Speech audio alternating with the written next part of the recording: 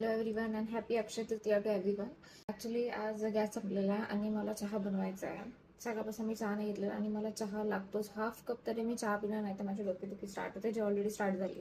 तर मी आज काहीतरी न्यू ट्राय करते. जर तुम्हाला पण अवनमध्ये कधी चहा बनवायचा इन केस वेळ आली तर आय थिंक हा व्हिडिओ तुम्हाला हेल्प करेल. So let's start. हा अवनचा एक ग्लास, बोरोसिल ग्लास आहे. तो तुम्ही जे पण अवन सेट तुमच्याकडे असेल युटेन्सिल ते यूज करू शकता. then चहा पावडर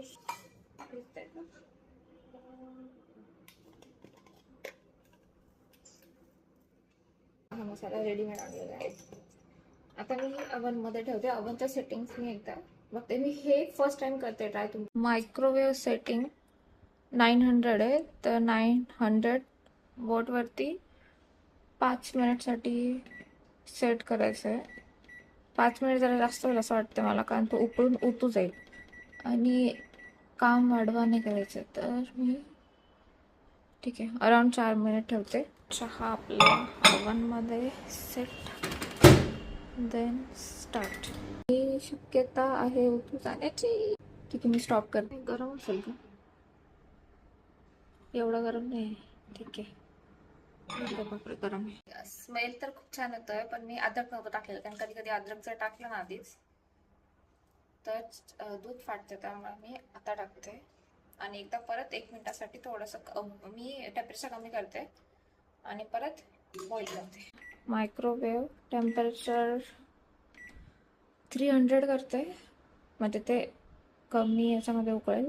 आणि देन सिलेक्ट टाइम करते 2 मिनिट आणि देन क्लोज दिस, देन स्टार्ट. चहा तर रेडी आहे. आता टेस्टिंग टाइम. हे इतकं पण हॉट नाही होत, म्हणजे बिअरेबल आहे. तुम्ही हात लावू शकता, पण स्टार्टिंगला ते ओव्हन बंद काढताना थोडंसं गरम वाफ ठीक होतं.